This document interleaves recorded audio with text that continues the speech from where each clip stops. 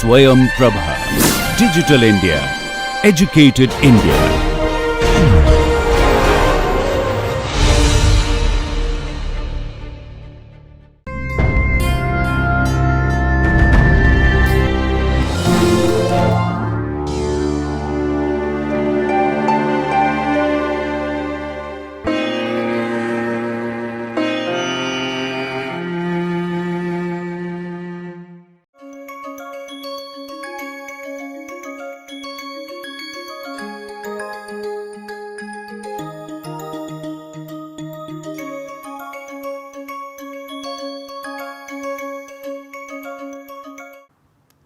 So, we continue with the discussion of the heteronuclear correlations. As I mentioned, the most common experiment here is the heteronuclear single quantum coherence, which is also called as HSQC. Okay. Now, how does this experiment go? Let us look at the pulse sequence. Of course, there are two channels here. Now, you apply the pulses on one channel, these are all the it is called as the proton channel. You selectively apply pulses here on the proton, these are not selective pulses, these are non-selective pulses, these are hard pulses. Then you can also apply pulses on the carbon channel. So, we have the carbon here. So, you require two different coils in your spectrometer, you have a carbon coil and a proton coil.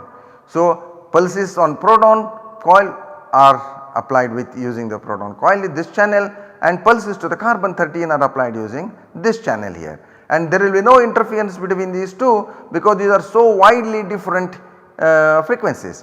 If this is 500 megahertz, this is 125 megahertz. If it is 600 megahertz, this is 150 megahertz, because 1/4.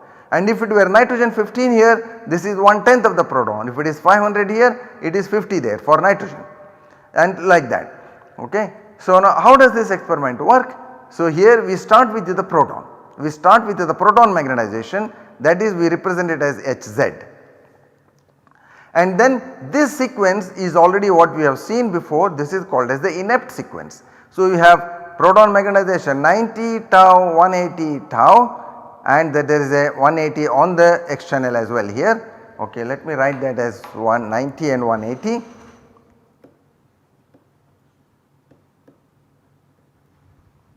We write it as 180, and this is also 90. Okay. So, now when I do this, so this is called as the inept experiment. So, during this period the proton is now transferred from the Z magnetization, it comes to the transverse magnetization, and this will evolve during this period with the coupling to the X nucleus, carbon 13 proton coupling, and from here these 290-degree pulses, the magnetization is transferred to the carbon. So, this is the inept sequence. Okay. Let me write here, this portion is your inept transfer. Okay. So, therefore, the magnetization flow, how does the magnetization flow? It starts here, comes here, and then it moves to this. Now, this is now the magnetization here is on carbon. How do we know? That is what is represented by 2HZCY. So, this Cy means it is the carbon magnetization here, because it is on the carbon 13. So, the carbon magnetization which is transverse, this will evolve during the period T1, and in the middle of the T1 period I apply a 180-degree pulse onto the proton channel. Okay. So, when I apply 180 pulse to the proton channel, what does it do? It actually decouples proton carbon coupling. So, this is the spin echo period from here to here, T1 half 180 T1 half, this is the kind of a spin echo period, and during this period there is proton carbon decoupling. So, we can write here proton carbon decoupling.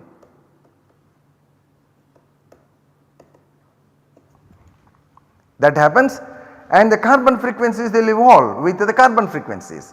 What frequencies will be present here? Let us say the frequencies which are present, I will have it as omega c. Carbon frequencies are present, whatever carbon is attached to the proton, and that from whichever proton magnetization is coming to the particular carbon, and that is what is evolving with the frequency of carbon. So, this will continue like this, carbon magnetization evolves. then it is transferred back to the proton. Magnetization goes back to the proton by these two 90-degree pulses. This is 90 here, this is 90 here. By these two 90-degree pulses, magnetization goes back to proton. This is again an inept. Okay. Now here it is a reverse inept. This is the reverse inept transfer, this is the refocusing.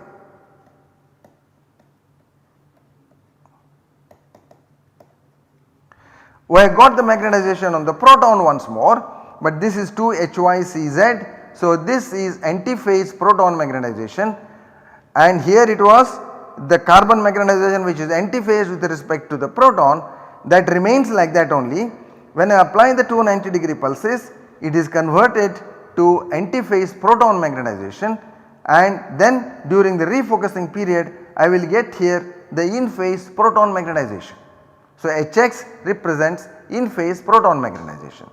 So the in phase meaning then when I detect the signal during the period T2, I can decouple carbon. All the proton carbon coupling is removed during the T2 period. Okay. Alright. So what we have now? Only the proton frequencies are present during the T2 period, there is no coupling. During the T1 period, what do I have? I have only the carbon frequencies. I do not have the proton frequencies. Okay. So let me repeat this here. We start with the proton magnetization, which is the Z magnetization, and during the first inept sequence we transfer the magnetization to the carbon. It comes as antiphase magnetization.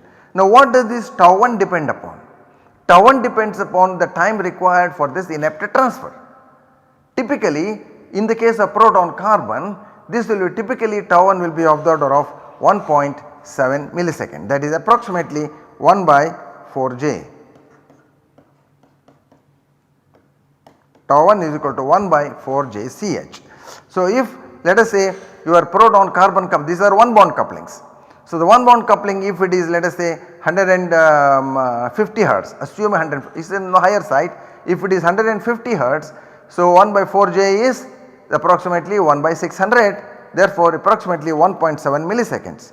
So if JCH is equal to 150 hertz, one bond coupling, so tau 1 will be 1 by 600, and that will be approximately 1.7 milliseconds.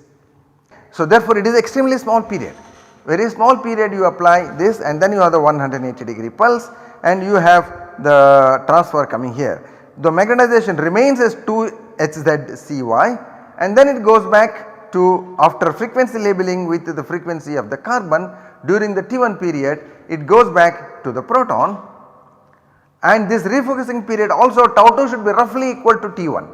Tau 2 is, it need not be exactly equal, there are other advantages of having T2 not equal to T1, but by and large in the simplest case tau 2 can be equal to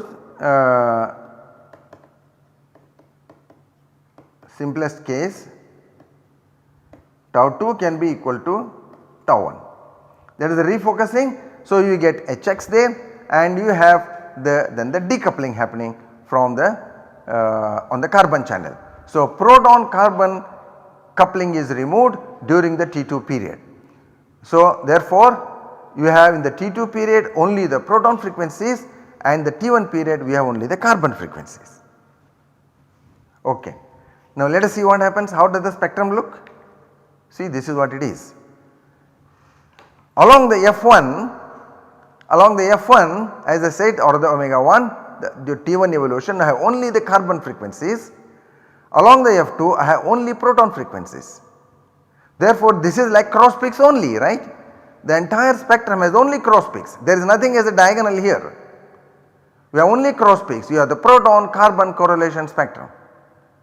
So if there are 4 different carbons here, you will have single peak, one peak each for this.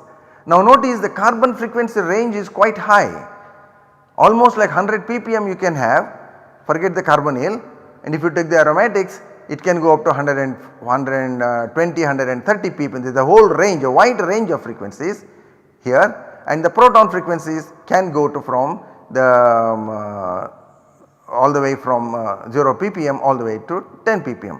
So you will have all of these proton frequencies here. So 1 peak each for 1 carbon. So this is very very simple, quite a substantial enhancement in the information content. Now here I have shown you the schematic with regard to the carbon, but you can also have the nitrogen here, and typically in the case of proteins we do proton N15 correlations. So for proteins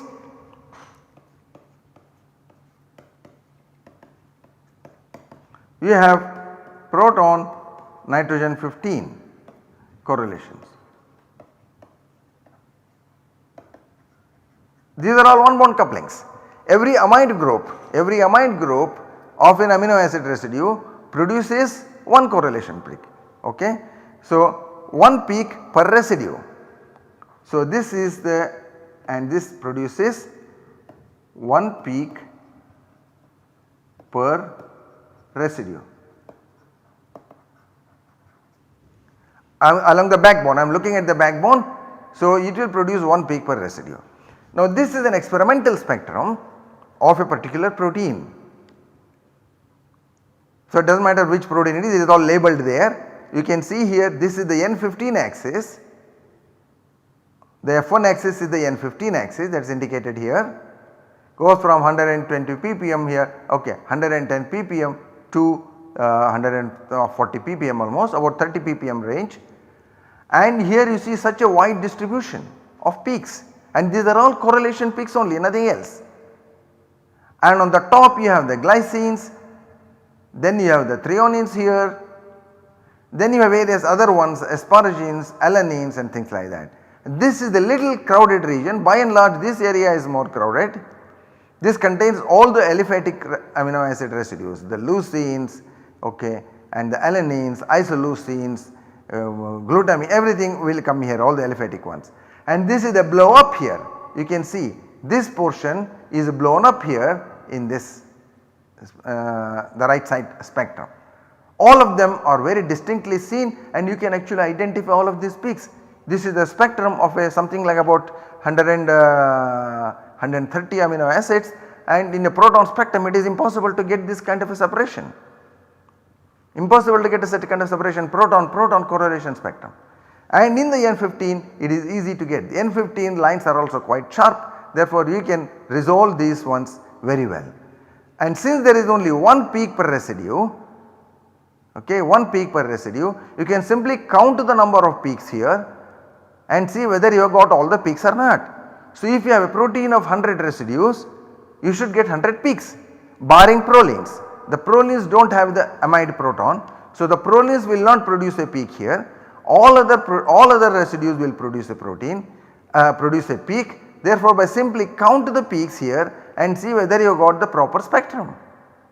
Therefore this experiment is called as the fingerprint of the primary sequence.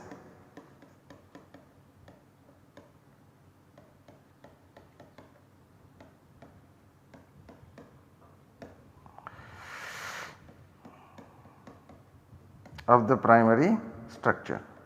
Essentially it is a amino acid sequence.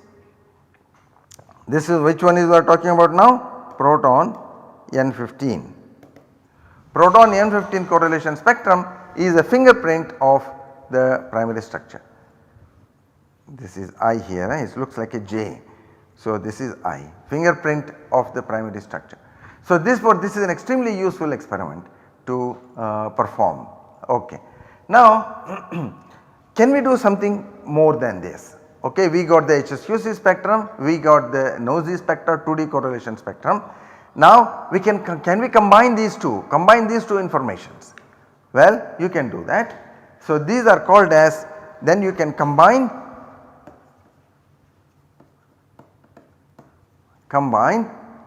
HSQC with TOXY or NOESY.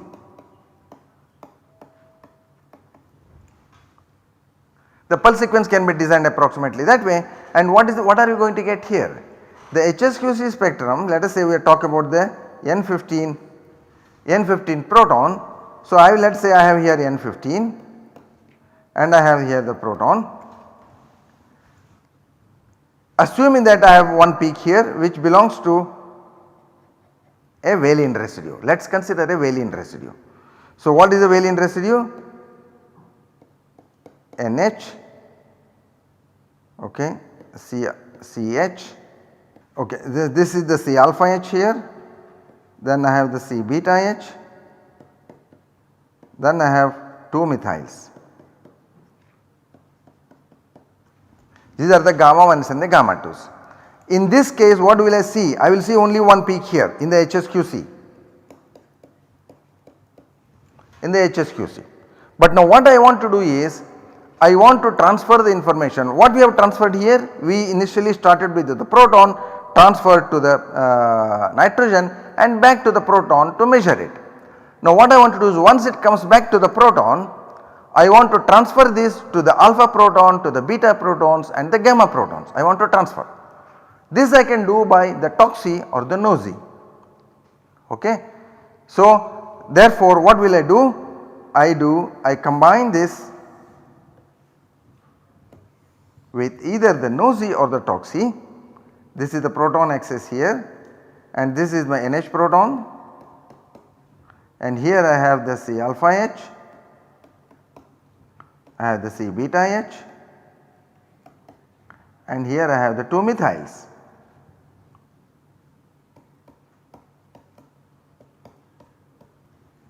I have this peak here, this is my HSQC spectrum, NH to the N15, on this axis I have the N15.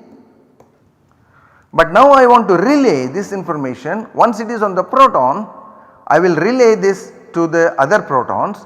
So what will I get? I will get a peak here, I will get a peak here and I will get peaks here. Okay. So therefore this is my TOXI HSQC. So I am using the full proton range here, while I will have only the correlation peak from the proton to the nitrogen 15. By combining this with the TOXI mixing sequence or a NOE mixing sequence, I can generate this information from NH proton to the alpha proton or to the beta proton or to the gamma protons. And if I have another residue, some other residue, let us say, so let us say I have only the glycine, suppose I have a glycine, this is for the valine, this was for the valine case, okay, this was the valine case. Suppose I have the glycine, now let me use a different color for that. Suppose I have a glycine here, which is usually on the top of the HSQC spectrum, okay, and this is at a different NH chemical shift, and let us say now that NH chemical shift is here, I will have this peak here and then I will have to the alpha protons of the glycine. If the glycine has 2 alpha protons, if the 2 are non-equivalent, then I will see 2 peaks here. Okay. Now this will be for the glycine. So by doing this you can actually identify all the peaks of the amino acid residues, individual spin systems as well, from a combination of these sequences. Okay. Now if you do a TOXI, this will happen within the transfer within the same amino acid residue.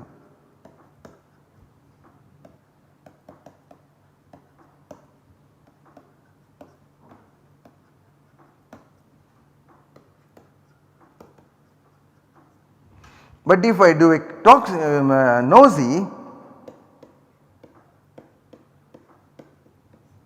this also will have sequential and long range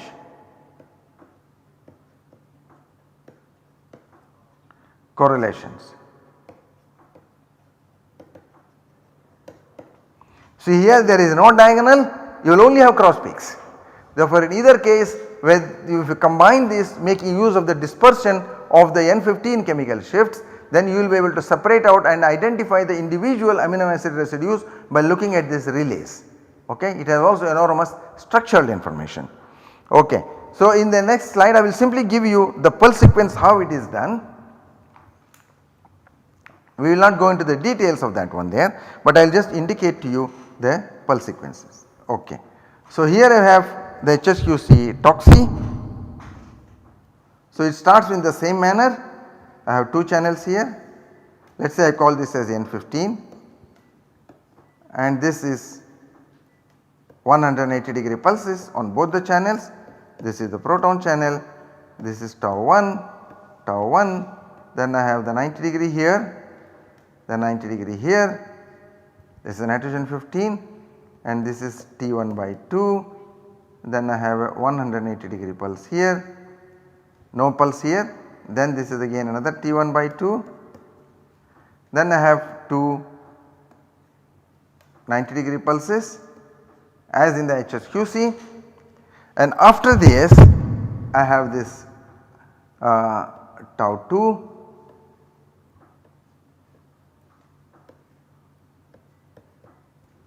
this is okay. Now these are all 90, 180, 90, 180, this is 90, this is 180, okay, and this is 180 here, this is 90, then this is 90, this is 180, and then I have another tau 2. So, then I come to this point here, this is the refocused point, okay. This is again tau. Here I introduce what we call as the toxi mixing. Toxi mixing is used and after that I collect the FID, and when I collect the FID here, then there is broadband decoupling.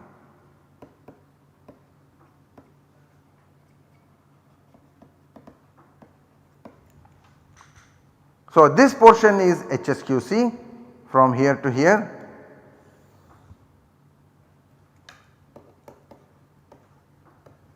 and then I have combined that with the toxi.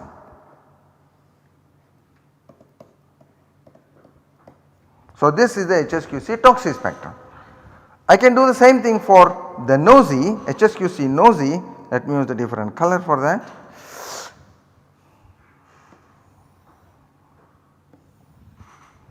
So, this portion is the same.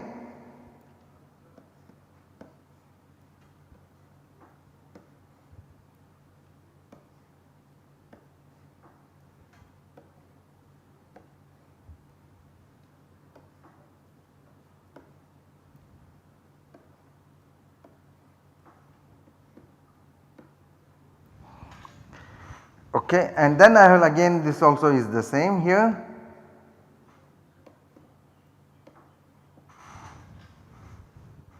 Now at the end of this what we will do is the ones different, the NOESY mixing I have to introduce. For the NOESY mixing I will put here a 90 degree pulse which creates a Z magnetization, and from here onwards it is a mixing time, there is a tau m, this is the NOESY. And at the end of this I have another 90 and we collect the FID, and when we do that then we decouple this. This is broadband decoupling.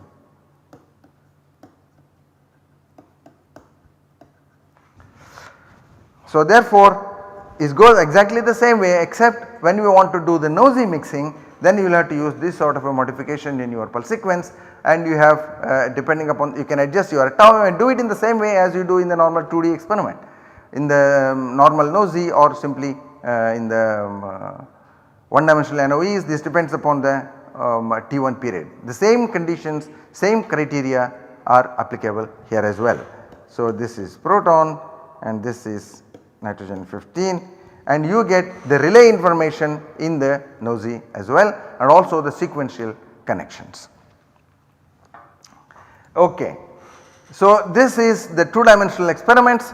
Now let us see, we can go forward in the little bit more complicated situation.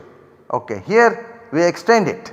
Now how do we use this, combine this to improve the experimental resolutions?